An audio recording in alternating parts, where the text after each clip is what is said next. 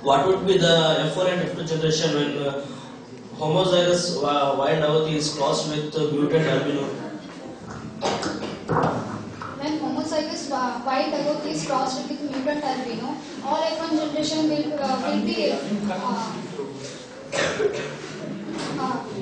agatha in heterozygous condition, and these are surveyed to F2 generation will have 3 agatha and 1 albino.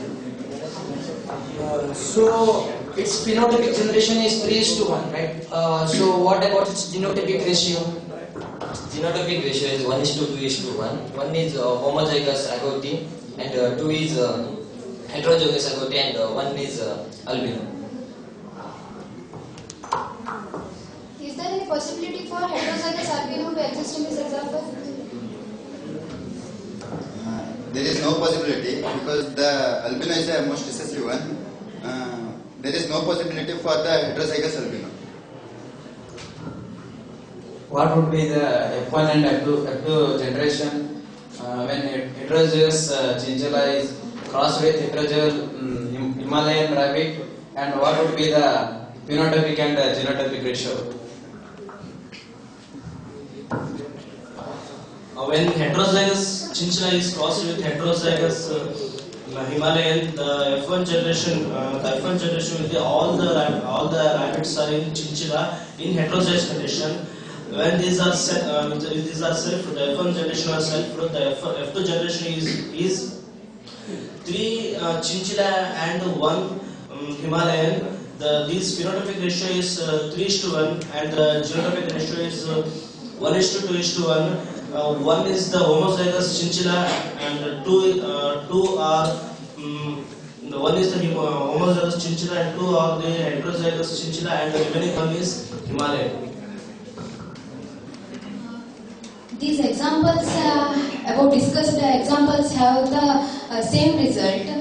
Is it possible when the same combination, different combination in case of rabbits? Yes, for any combination in rabbits, we'll get the same ratio for a monohybrid cross, because whenever we consider 2 rabbits, one will be dominant over another, so we'll get the monohybrid cross ratio of monohybrid cross only. Is there any other examples for multiple allelism? Yes, nature of wings in Drosophila. In Drosophila, we can see 3 types of wings: normal wing, vestigial wings, and antlered wing. Normal wing is dominant over the vestigial wing and antlered wing, but vestigial wing and antlered wing, they are neither dominant nor recessive to each other. So what happens when we cross between vestigial wing Drosophila and antlered wing Drosophila? It would be the intermediate of both vestigial wing and antlered wing. It is called the vestigial antlered compound wing Drosophila. So we come to a conclusion that there are the presence of multiple alleles. Multiple alleles are nothing but a single gene contains different variations in it. So, but typically, according to Mendel, he says that there are 2 genes that code for a single character. Through multiple alleles, we can get different phenotypes. That is more than 2 phenotypes for a same trait. So, from this we conclude our topic. And I provided ours. I give this. I hand over this discussion to the next group, that is Jacob and Manad group. Thank you, one and all.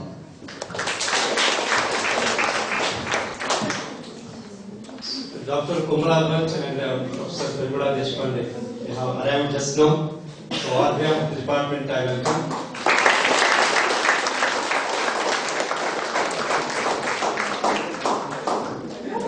Just they have come to witness the program. I request Dr. Kumala Bhatt to speak few words. It's a new concept. I'm really happy to see you all in our group, and I hope you will enjoy this program. And we need such innovative programs because every day you are sitting in the classroom, you are listening to us. So it's a new concept. I really appreciate you all for this new venture of Department of Zoology. Thank botany and not zoology. Okay. So hope one team is completed now. Not yet. 3 yes. So I wish all other teams to do the best. Thank you. Thank you. Jacob and Monarch team. Good morning, everybody. Our team is named after Jacob and Monod, who are French biologists, and they work for discoveries concerning regulatory activities in bacteria and won Nobel Prize for the same. And they discovered genetic regulatory in protein synthesis in bacteria. And I would like to start our group discussion. My name is Sunidhi Hegde and I am heading this team. My roll number is 44. Shmita K, 37. Rupa VN, 38. Veena Nilbhat, 47. Akshay Depo, 185. Sanjana Y, 43. Shahista S, 41. Shweta Phadgure, 42. Sakin Mullah, 40. Recently, I have been going through marine foods and I learned that marine foods contain highest amount of protein. And as we know, protein is in every part of our body, as we can see, like our hair, nails, blood. So we can say that protein is a building tissue. It's a building element for our tissues. So we can say that protein is a macronutrient which helps in building our muscle mass. And protein diet is suggested by bodybuilders and nutritionists for building muscles and losing fat. And what's amazing, what I've learned is, protein is nothing but long chain of amino acids. Sounds interesting. How is it synthesized? I think it is something sounding like a translation. Isn't it like a translation from RNA to protein? Wait, I'll say you. Exactly, I have read it somewhere. You know what? Protein is synthesized by translation from the transcribed RNA molecule. I got confused here. Please, anybody tell me what the RNA got to do with the proteins? Figure, we have DNA strand. DNA strand. mRNA is formed complementary to the DNA strand, and this is called transcription. Yeah, this mRNA moves out of the nucleus to cytoplasm, and once this mRNA messenger RNA is modified and ready for the translation process, it binds to a specific site on the ribosome. I hope you guys know what is ribosome doing here. Hey, we know much at least. Ribosome consisted of 2 subunits, a larger subunit and a smaller subunit. They contain a binding site for mRNA and 2 binding sites for tRNA located on the larger subunit. Isn't it the initiation of translation? Exactly. What happens here is a ribosome attaches to the mRNA molecule, and at the same time a tRNA molecule identifies the coding sequence on the mRNA and attaches to it. And the larger ribosomal subunit joins this newly formed complex. Before anything else, let me tell you, a transfer tRNA is a cleverly model with the 3 loops, and it contains amino acid attachment at one side and a special section with a middle. This is called as anticodon, and this anticodon recognizes a special section on mRNA called as codon. Yeah, it says is translate the message within nucleotide sequence to mRNA and to the amino acid sequence. These sequences join together to form protein. Does translation initiates anywhere on the mRNA? No. What happens here is translation initiates where there is an initiator codon AUG, and this codes for methionine. What happens if AUG is not present? Does not occur? In such case, CAG initiates the translation. Can anybody tell me what happens during initiation of translation?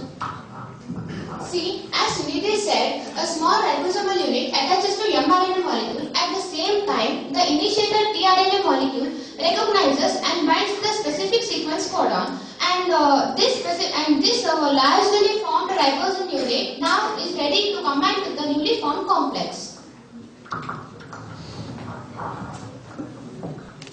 As Sinchana said about the sites, I remember about the P sites and the A sites. You know that you remember that the tRNA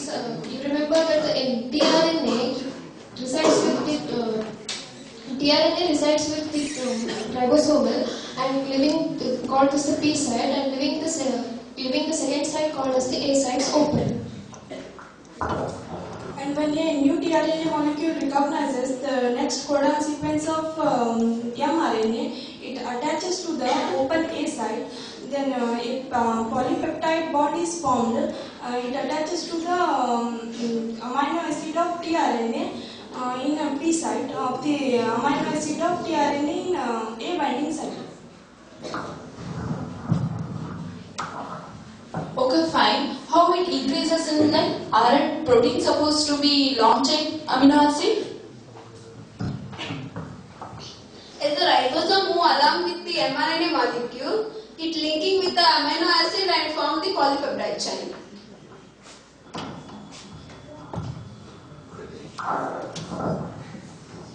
Yeah.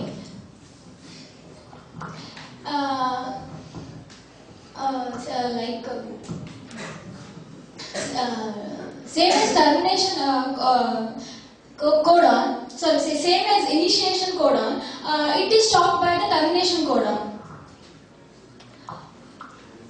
It is stopped by the termination codon.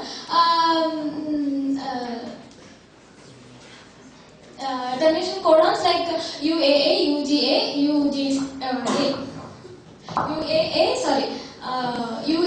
UGA and UAG.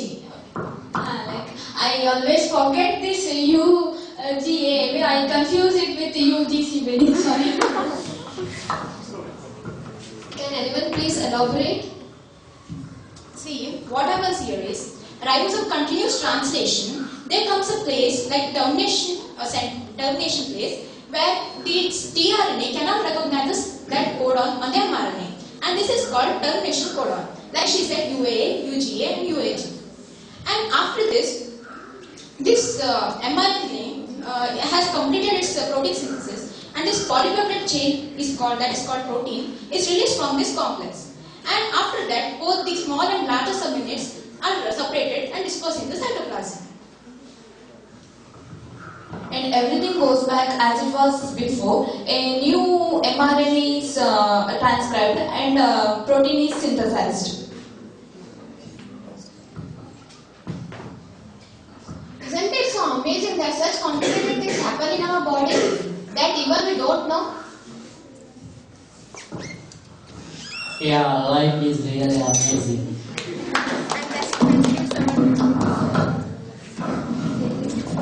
I would like to pass this on to our next team, that is.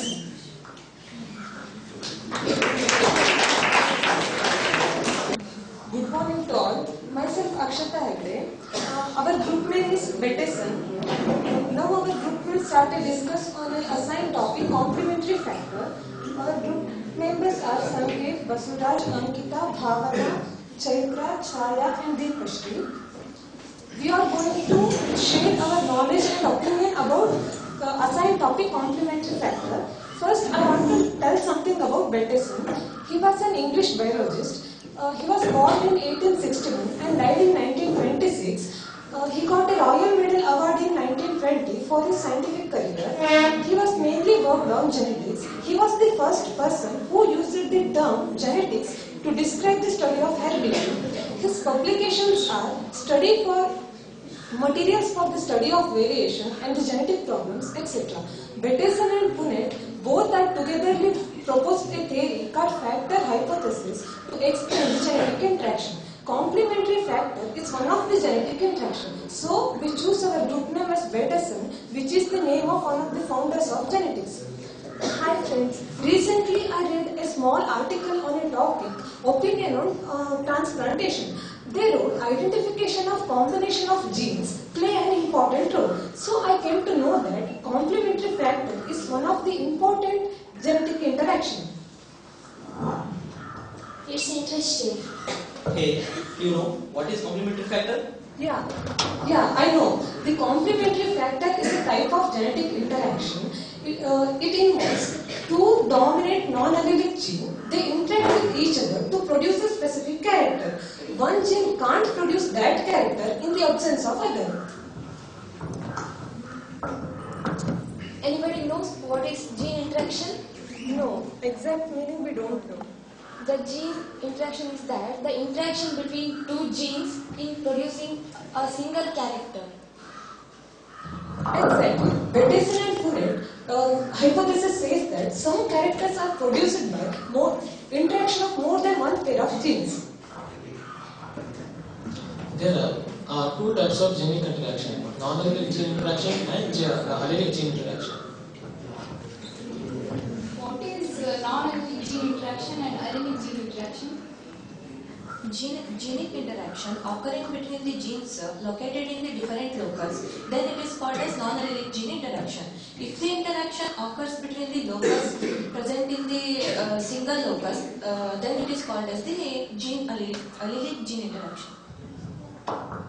For non-allelic gene interaction, the genes may be of same chromosome or of different chromosomes. When you guys give this basic information, I do remember something. In non-allelic gene interaction, there are many forms: supplementary, complementary, epistasis, and duplicating factors. I will give best example for complementary factor, that is flower coloring sweet pea plant. Yeah, that is in Lathyrus odoratus plant, and Beteson and Punnett explained about it. Which color flowers they produce? There are two varieties of pea plants, one producing red flower and another producing white flower. I heard that for experiment they take two different varieties of pea plants producing same color flower, that is white color flower. Yeah, when they crossed, first they got white flower, and in second generation they got both red and white flowers. And they surprised how it's possible, and later they explained about it. How they explain? By using checkerboard. What is checkerboard? Checkerboard has columns and rows. The female gametes are written in column and the male gametes are written in rows. And then they cross and the corresponding results are written in boxes. Yeah, it's easy way to find progenies. And what is responsible for coloring? The red color of flower is due to the presence of pigment anthocyanin. Anthocyanin is a water-soluble pigment and they depend upon their pH, and it may appear in red, purple or yellow color, and it is produced due to the colorless substance called chromogen by the action of activator or enzyme. Without enzyme, the chromogen cannot be converted into anthocyanin. So both enzyme and the chromogen both should be present in order to give the red color. You say that Punnett and Beteson represent the explain the flowers color in systematic way. Then how they represent the chromogen and enzyme? Chromogen produced dominant gene is represented as capital letter C, whereas the recessive gene is represented as small letter c. Similarly, dominant gene is responsible for the production of enzyme, which converts chromogen into anthocyanin by capital letter A and recessive gene by small letter a. Beteson and Punnett take one homozygous white flower sweet pea plant having the dominant gene C with recessive gene A, and take another homozygous white flower sweet pea plant having the dominant gene C with recessive gene A. Then they crossed. Then they got all red heterozygous red flowering plants in F1 generation. What they got in F2 generation, I mean by crossing heterozygous red flowers? they got 9 red flowering plants and 7 white coloring plants. I have a doubt. White flowers contain dominant gene C and recessive gene C, including enzyme producing recessive gene A. So the flower should have red color, no? No, enzyme producing recessive gene A which cannot convert chromogen into anthocyanin, but only the dominant gene A which can convert chromogen to anthocyanin. Okay, then you say that the red color is due to the interaction of both C and A, right? So the gene C or gene A cannot produce the red color independently. Yeah, white color flowers means the flower colors without coloring pigment.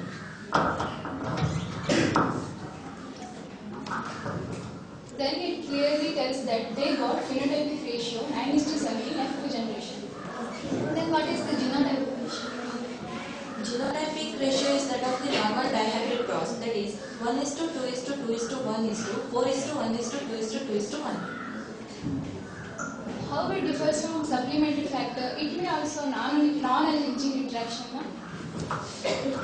Yeah, in that each dominant produces its effect, whether other is present or not. But when they are in combination, they produce new character. Yeah, exactly.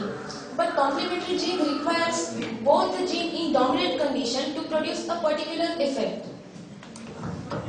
So finally, we all came to know that when homozygous white color sweet pea plants are cast, it gives all red color flowering plants in F1 generation. When heterozygous red flowered plants are crossed, 9 red flowered plants are obtained. And 7 white colored flowers also. So dominant gene C and the enzyme producing dominant gene A both should be present in the plant in order to produce the red color. So we all conclude that the complementary factor is a type of non-allelic gene interaction which involves two dominant non-allelic genes. The dominant forms of both the genes are needed to express a specific character or a specific phenotypic expression. Only one gene, that means the dominance of one gene, can't express that character in the absence of other. That means they are complementary to each other. This is all about our topic. Thank you for giving this opportunity, and thank you friends, share this information and make this discussion interesting. Thank you all. So already 5 groups have completed their discussion on the topics allotted. Now I hand over to Bridge Group.